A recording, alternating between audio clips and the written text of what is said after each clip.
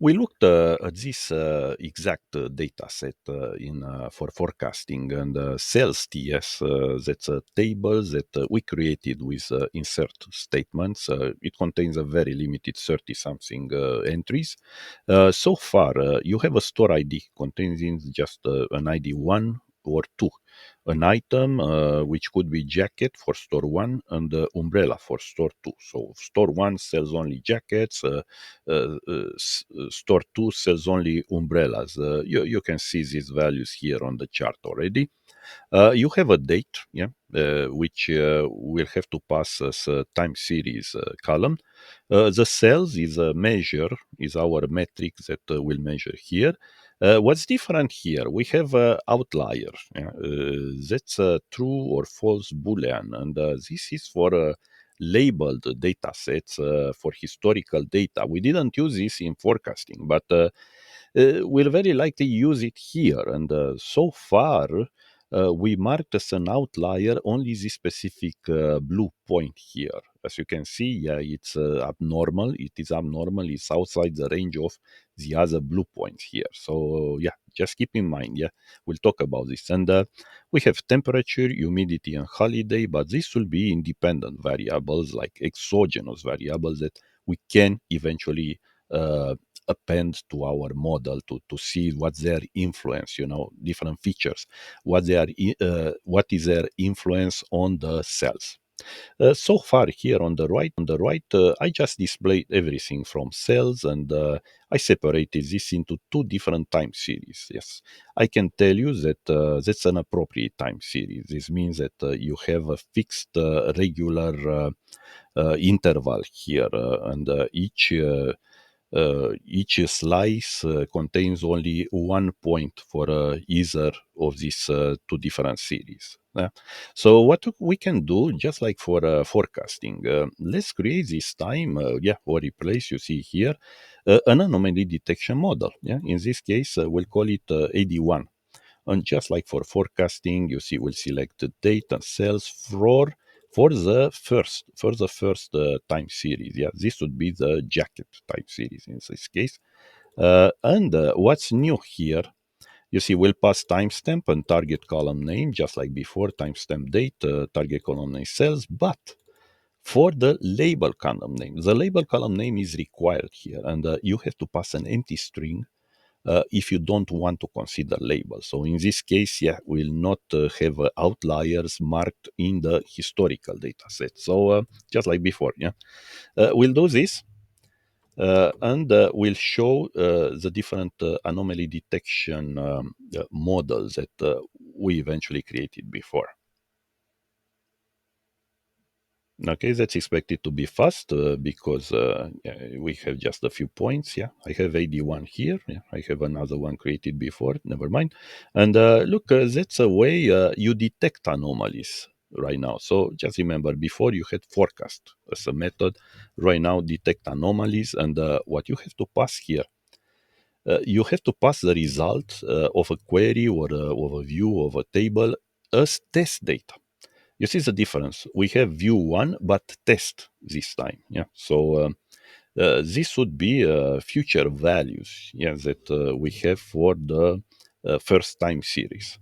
And these futures values right now should be recognized as either outliers or not. And you see what you get. You get okay. The outliers are false. Yeah, they are not outliers. You remember, this is a blue data set. We had 2 points here, there. We discussed about them, and they are both recognized as valid because we didn't consider any label, yeah, in the data set. But let's do the same right now. Let's do the same, yeah, for the second one. Yeah, you see here date cells or view two train. Okay, yeah, we'll do this. So very similar. We'll create an unlabeled, yeah, unsupervised, yeah, model. Yeah, the model is trained, but it will be unsupervised. You see AD2. Let's also detect the anomalies, see if we have anomalies there.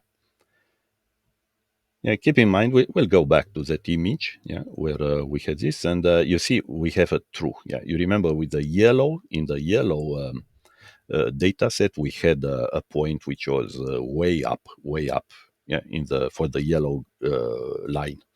So that one was recognized. Yeah, this value was recognized as an anomaly, even if we had an unlabeled data set. Just like for forecasting, we have an explain features importance here.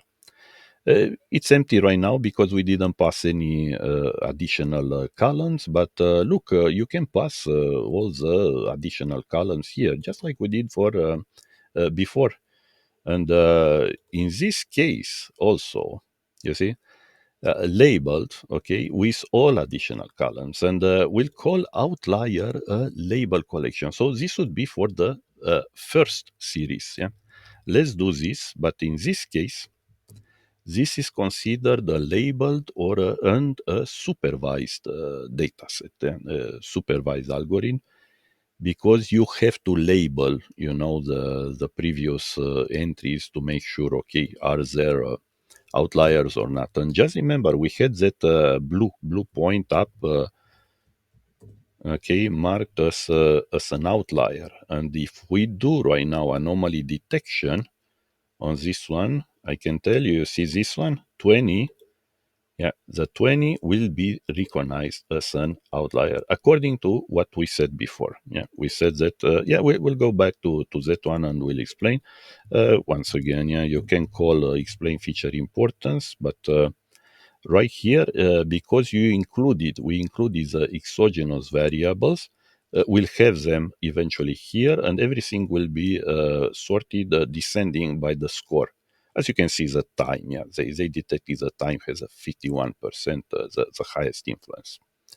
And yeah, you can do it just like before for multiple series at this time. And you see here, I combine before it's the store ID and the item as a store item. Yeah, that's a combine. And yeah, this would be also labeled. Our historical data will be considered a labeled data set. And let's do this again. Once again, to detect the anomalies, we'll pass test data in this case. And there are a few changes here. As you can see, I increased the prediction interval to 99.5. By default, is 95%. Okay, let's call this the way it is.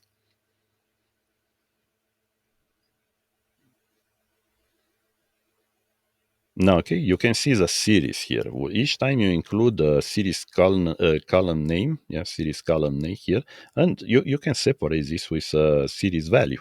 Eventually, if you want just one value, you'll get a new column in the result here. And as for the rest, you can see here, yeah, as usual. So just remember, we had an labeled data set, and you can see both outliers here for different reasons. Yeah, this one because in the yellow series because it was indeed high, and this one because we had marked a previous in the historical data a blue point as an outlier. Let's explain the feature just like before, and yeah, you can see this for different series here. And look, I'll not execute this anymore because this doesn't change anything. It's like, just like for forecasting. You can call show training logs. And if you have duplicates in your series, and if you pass on error, skip, you can call again show training logs, and they will show you this error.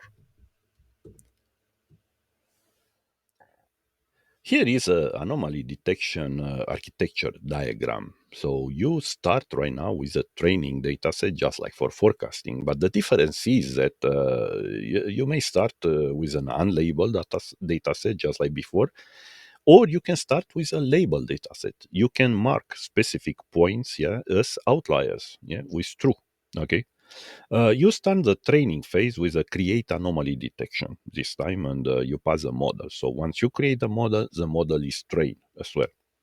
With internally, anomaly detection is using the same gradient boosting algorithm because internally basic is using prediction, yeah, is using forecasting, just like before.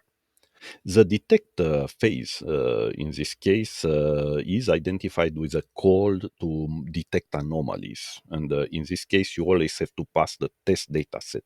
The points contained in these test data sets will eventually be recognized as outliers or not. And the prediction results will contain both your test points recognized or not as marked as outliers, and the forecasted points, the actual points, forecasted with a prediction algorithm, with a forecasting algorithm, as we had before, with the upper and lower bounds for the prediction interval. So whatever goes outside this interval will be recognized as an outlier. And just like before, yes, you can call explain feature importance and show training logs. They are very similar with the forecasting, so we'll not discuss them again.